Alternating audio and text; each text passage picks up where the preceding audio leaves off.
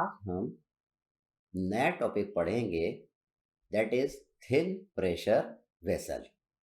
Thin pressure vessel में हम pressure vessel cylindrical shape का भी लेंगे और स्फेरिकल शेप का भी लेंगे।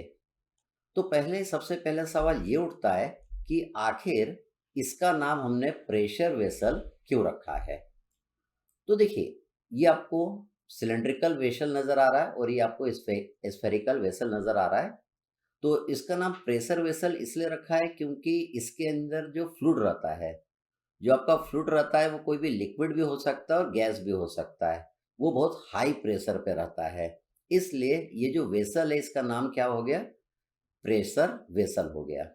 अब इसको हमने थिन प्रेशर वेसल क्यों बोला है, क्योंकि इसका जो थिकनेस होता है, जो प्रेशर वेसल का है, जो थिकनेस होता है वो इसके डायमीटर के 1/15 टू 1/20 टाइम्स से भी कम होता है। मतलब अगर इसका डायमीटर d है तो इसकी थिकनेस कितनी होगी, d/15 होगी या d/20 से भी छोटी ये होगी।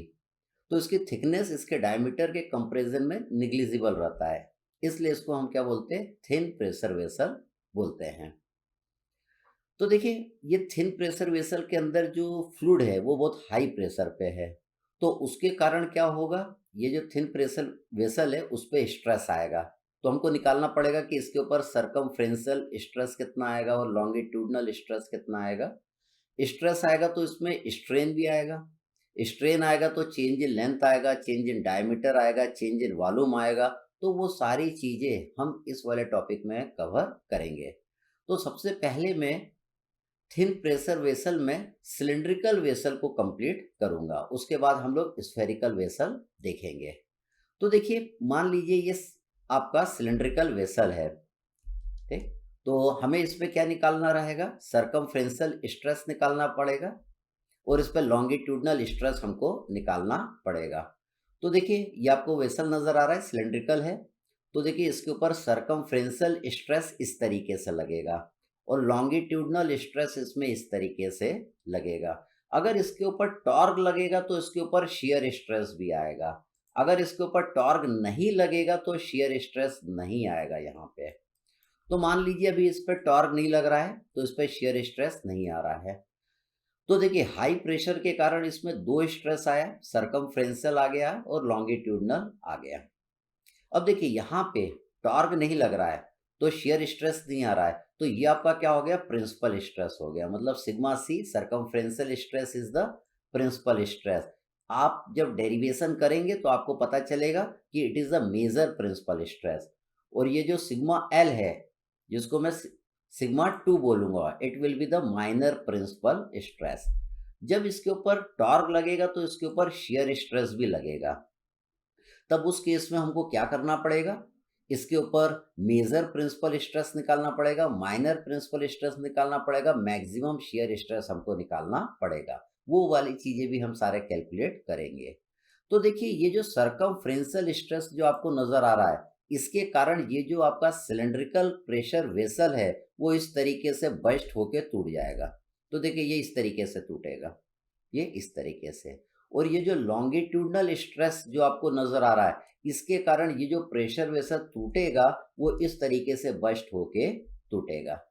तो पहले मैं आपको क्या निकालना सिखाऊंगा, सिग्मा सी की वैल्यू कितनी आएगी, फिर सिग्मा एल की वैल्यू कितनी आएगी, फिर हम देखेंगे लॉन्गिट्यूडनल स्ट्रेन कितना आएगा, लेटरल स्ट्रेन कितना आएगा, फिर मैं change in length, change in diameter और चेंज इन वॉल्यूम भी निकालना बताऊंगा। तो सबसे पहले मैं सिग्मा सी निकालना आपको बताऊंगा, मतलब that is our circumferential stress. तो हम आगे बढ़ते हैं, इसको मैं हटाता हूं। तो देखिए, हमें क्या निकालना है, हमें सरकमफ्रेंशियल स्ट्रेस निकालना है, जिसको हम हुप स्ट्रेस भी कहते हैं, उसको हम मैक्सिमम परमिसिबल स्ट्रेस भी बोलते हैं, उसको हम मेजर प्रिंसिपल स्ट्रेस भी बोलते हैं। मतलब सरकमफ्रेंशियल स्ट्रेस के ये चारों नाम हैं, ये चारों नाम हमें ध्यान में रखना है। तो देखिए, आपको यहाँ पे एक सिलेंड्रिकल वेसल आपको दिया है। इस सिलेंड्रिकल वेसल के अंदर जो प्रेशर है उसको मैंने बोला है दैट इज पी। इसके अंदर जो भी फ्लूइड है, कोई भी लिक्विड हो सकता है या गैस हो सकता है, उसका प्रेशर कितना है, दैट इज पी। इसका जो डायमीटर मैंने लिया है दैट इज डी, इसका जो थिकनेस है दैट इज टी। ये थिन प्रेशर वेसल है, इसलिए इसका जो थिकनेस क्या होगा, d/15 या d/20 या d/25, इस टर्म में थिकनेस इसका होगा। इसके अंदर जो स्ट्रेस आ रहा है उसको मैंने बोला है sigma C. Sigma C is the circumferential stress, और इसको हम हुप स्ट्रेस भी बोलते हैं। It is our major principal stress. तो देखिए अभी तो ये आपका इक्विलिब्रियम में, ये टूटा नहीं है, तो अगर ये पूरा आपका इक्विलिब्रियम में रहेगा तो इसका आधा सेक्शन भी इक्विलिब्रियम में रहेगा। तो देखिए इसका आधे सेक्शन का मैंने फ्री बॉडी डायग्राम बनाया है। तो देखिए यहाँ पे इसको मैंने, ये जो अंदर वाला हिस्सा है उसको मैंने अलग से बना लिया है, ठीक। तो यहाँ पे जो आपको स्ट्रेस मिलेगा, आपको जो स्ट्रेस मिलेगा ये पीले वाले हिस्से में मिलेगा। यहाँ पे क्या मिलेगा आपको, हुप स्ट्रेस मिलेगा, सर्कमफ्रेंशियल स्ट्रेस मिलेगा। तो देखिए यहाँ पे आपको स्ट्रेस लगता हुआ नजर आ रहा है। इस स्ट्रेस को मैंने सिग्मा 1 से रिप्रेजेंट करा है। It is the major principal stress. इसको मैं सिग्मा सी भी लिख सकता था। तो देखिए अगर यहाँ पे स्ट्रेस कितना लग रहा है, सिग्मा 1 लग रहा है, तो यहाँ पे फोर्स कितना लगेगा ऊपर की ओर। ऊपर की ओर जो फोर्स लग रहा है उसको मैंने बोला है F1। फोर्स क्या होगा, स्ट्रेस इनटू एरिया होगा। तो पहले मैं पूरा फोर्स कहाँ निकाल रहा हूँ, इस हिस्से पे निकाल रहा हूँ, लेफ्ट हैंड साइड वाले पे। तो लेफ्ट हैंड साइड का एरिया कितना होगा, L इंटू टी होगा। तो इस पे जो टोटल फोर्स लेफ्ट वाले पे जो लगेगा that is your F1 is equal to sigma 1 into L into T. लेकिन स्ट्रेस तो आपको यहाँ पे भी मिल रहा है, मतलब यहाँ पे भी आपको फोर्स लगेगा। इन दोनों जगह आपका फोर्स लगेगा, जो कि ऊपर की ओर लगेगा, जो कि टेंजाइल रहेगा। तो दोनों तरफ लग रहा है, इसलिए यहाँ पे मैंने देखिए 2 का भी मल्टीप्लाई कर दिया। तो ये जो फोर्स लग रहा है ये मटेरियल के अंदर लग रहा है। इस मटेरियल के अंदर ही क्या आ रहा है, हुप स्ट्रेस आ रहा है, जो कि टेंजाइल तरह का आपको नजर आ रहा है। अब पानी क्या करेगा, पानी यहाँ पे प्रेशर फोर्स लगाएगा नीचे की ओर। यहाँ पे पानी कितना प्रेशर फोर्स लगा रहा है उसको मैंने बोला दैट इज F2। हम जानते हैं प्रेशर क्या होता है, that is force per unit area होता है, ठीक। अब स्ट्रेस भी आपका होता है, स्ट्रेस भी क्या होता है, that is force per unit area. लेकिन स्ट्रेस आपका क्या होता है, टेंसर क्वांटिटी होता है, और प्रेशर आपका क्या होता है, स्केलर क्वांटिटी होता है, जो कि हम पहले डिस्कस कर चुके हैं। तो प्रेशर आपने देखा that is force per unit area. तो अगर प्रेशर फोर्स निकालना है तो प्रेशर इंटू एरिया आपको करना पड़ेगा। तो देखिए अगर प्रेशर फोर्स निकालना है तो यहाँ पे प्रेशर जो लग रहा है पानी का दैट इज योर P लग रहा है, उसको मैंने P लिख दिया। और एरिया कौन सा लेना है, लाल वाला लेना है। इस लाल वाले एरिया में पानी क्या करेगा, प्रेशर फोर्स लगाएगा। तो लाल वाला एरिया कितना है, D इंटू एल। तो पानी क्या कर रहा है, नीचे की ओर फोर्स लगा रहा है, ये ऐसा फोर्स लगा रहा है, लाल वाले हिस्से पे लगा रहा है। इधर से देखेंगे तो लाल वाला हिस्सा आपको क्या नजर आएगा, रेक्टेंगल। और इस मटेरियल के अंदर जो हुप स्ट्रेस आ रहा है वो कहाँ लग रहा है, ऊपर की ओर। अगर पानी का जो प्रेशर फोर्स F2 है, इसकी वैल्यू अगर ज्यादा हो जाएगी F1 से, तो ये आपका जो सिलेंड्रिकल प्रेशर वेसल ये बस्ट हो जाएगा, ये टूट जाएगा। इक्विलिब्रियम के केस में क्या होगा, इन दोनों की वैल्यू बराबर रहेगी। तो देखिए मैं इन दोनों को इक्वेट कर देता हूं। मैंने यहाँ पे लिखा, यहाँ पे मैंने लिखा force due to circumferential stress is equal to force due to fluid pressure. मतलब मैं लिख सकता हूँ F1 is equal to F2। F1 की देखिए ये वैल्यू है, यहाँ पे पुट कर देता हूँ। F2 की वैल्यू मैं यहाँ पे पुट कर दिया। इससे आपका क्या निकल के आ जाएगा, सिग्मा 1 निकल के आ जाएगा। यहाँ पे हुप स्ट्रेस की वैल्यू कितनी लगेगी, दैट इज PD/2T लगेगी। सिग्मा 1 क्या है, that is our circumferential stress, इसी को हम हुप स्ट्रेस कहते हैं। तो sigma C will be equal to PD/2T। और सिग्मा सी आपका कैसा होगा, ये स्ट्रेस कैसा होगा, टेंजाइल आपका होगा। तो हम इसके ऊपर हुप स्ट्रेस निकाल चुके हैं, सर्कमफ्रेंशियल स्ट्रेस निकाल चुके हैं, मेजर प्रिंसिपल स्ट्रेस निकाल चुके हैं, मैक्सिमम परमिसिबल स्ट्रेस निकाल चुके हैं। अब हम लॉन्गिट्यूडनल स्ट्रेस निकालेंगे। तो लॉन्गिट्यूडनल स्ट्रेस का दूसरा नाम क्या होता है, it is the minor principal stress. तो देखिए अगर प्रेशर के कारण कोई भी सिलेंड्रिकल वेसल है, वो अगर इस तरीके से टूटता है, ब्रेक होता है लॉन्गिट्यूडनल डायरेक्शन में, तो उसके अंदर क्या होता है, लॉन्गिट्यूडनल स्ट्रेस आता है। ठीक है, अगर ये क्या हो रहा है, लॉन्गिट्यूडनल डायरेक्शन में ये टूट रहा है।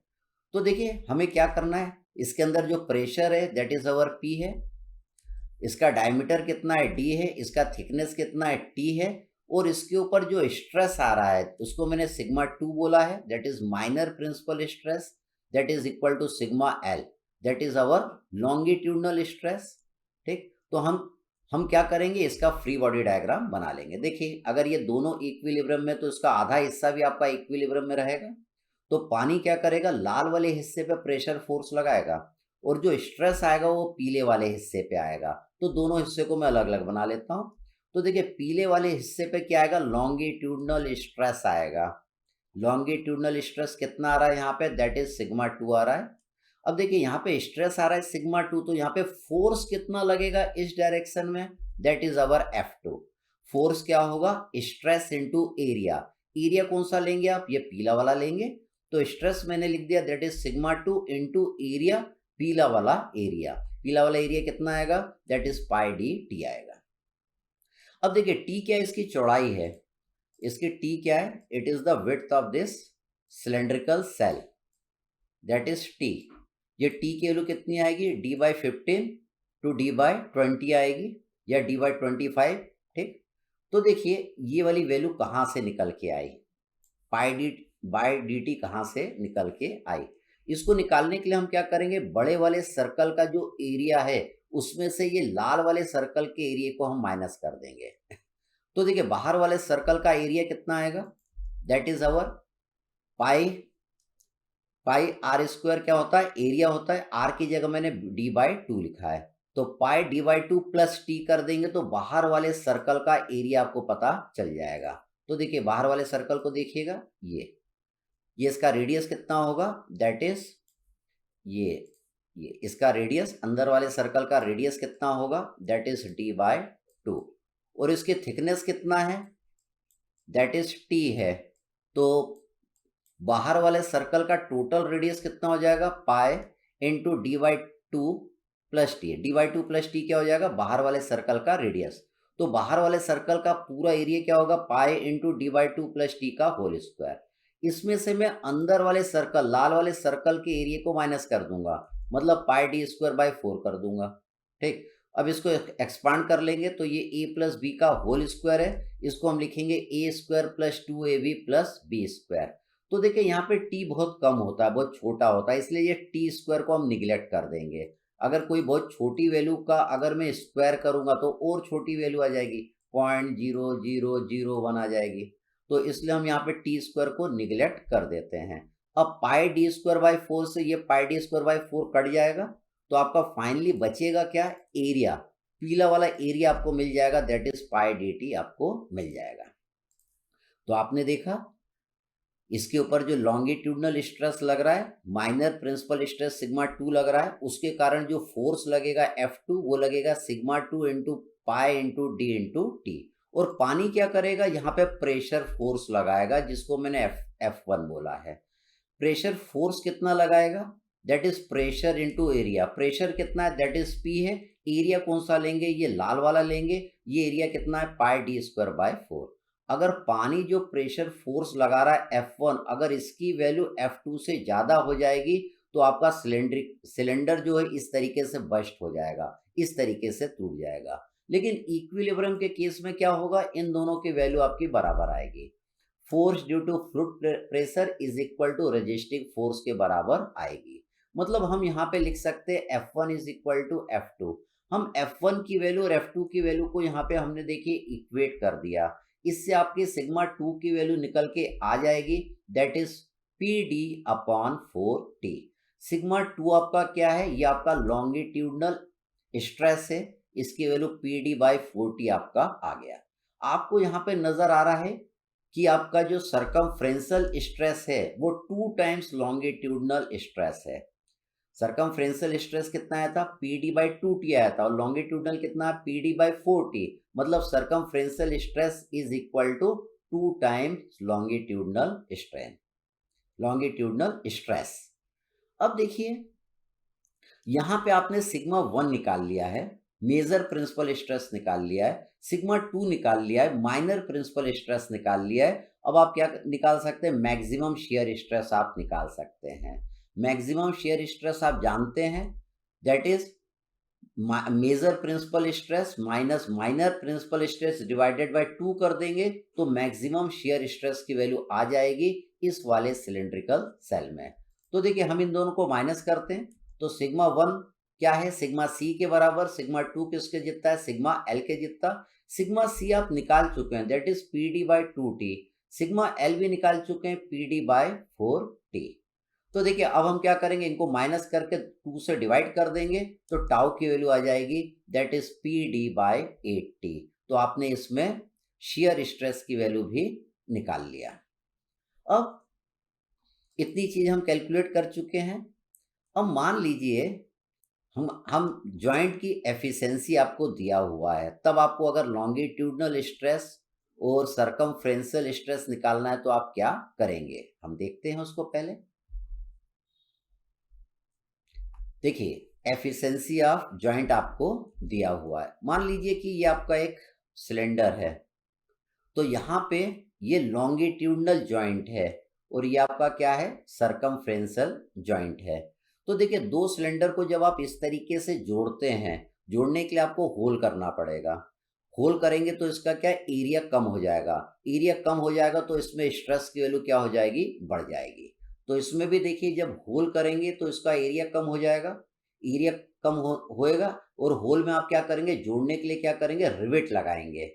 तो जब भी रिवेटेड सिलेंडर कोई रहता है तो उसमें जो स्ट्रेस आता है उसकी वैल्यू क्या आती है? हमेशा ज़्यादा आती है। क्यों आती है? क्योंकि हम जानते हैं स्ट्रेस क्या होता है? Force per unit area, that is force per unit area. तो आप एरिया कम कर देते हैं, छेद करने के बाद मटेरियल को निकाल देते हैं, क्योंकि उसी छेद में आप क्या करेंगे? रिवेट को लगाएंगे इनको जोड़ने के लिए।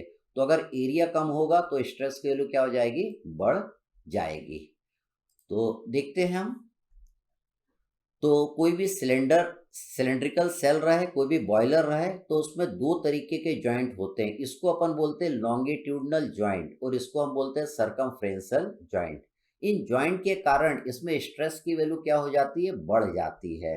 तो हमें निकालना है कि इसमें अब स्ट्रेस की वैल्यू कितनी हो जाएगी।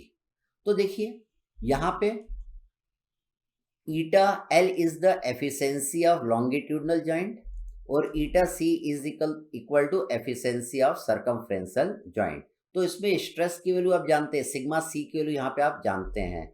सिग्मा सी आप कितना लिखते थे? That is P D upon 2t लिखते थे। और यहाँ पे सरकमफ्रेंशियल जॉइंट के लिए भी स्ट्रेस की वैल्यू आप जानते, लॉन्गिट्यूडनल स्ट्रेस की वैल्यू भी आप जानते थे। लॉन्गिट्यूडनल स्ट्रेस कितना आएगा? P D by 4t। ध्यान दीजिएगा जब हम सरकमफ्रेंशियल स्ट्रेस निकालते हैं तो एफिशिएंसी ऑफ लॉन्गिट्यूडनल जॉइंट हमको लेना है, क्योंकि यहाँ पे लॉन्गिट्यूडनल जॉइंट है। और जब आप लॉन्गिट्यूडनल स्ट्रेस निकालते हैं तो हमको क्या लेना है? एफिशिएंसी ऑफ सरकमफ्रेंशियल जॉइंट लेना है। यहाँ पे जॉइंट कैसा है? सरकमफ्रेंशियल है और स्ट्रेस कैसा लग रहा है? लॉन्गिट्यूडनल लग रहा है, लेकिन जॉइंट आपका सरकमफ्रेंशियल है, इसलिए यहाँ पे मैंने क्या लिखा है? ईटा सी लिखा है। लॉन्गिट्यूडनल स्ट्रेस के लिए यहाँ पे क्या आएगा? एफिशिएंसी ऑफ सरकमफ्रेंशियल जॉइंट आएगा। और सरकमफ्रेंशियल स्ट्रेस के लिए यहाँ पे क्या आएगा? एफिशिएंसी ऑफ लॉन्गिट्यूडनल जॉइंट आएगा। ये हमें ध्यान रखना है। आपको नजर भी आ रहा है जब सरकमफ्रेंशियल स्ट्रेस रहेगा तो यहाँ पे जोड़ेंगे कि ऐसा जोड़ेंगे, तो एफिशिएंसी ऑफ लॉन्गिट्यूडनल जॉइंट लेना पड़ेगा। जब लॉन्गिट्यूडनल स्ट्रेस निकालेंगे तो आपको इस तरीके से इसको जोड़ना पड़ेगा।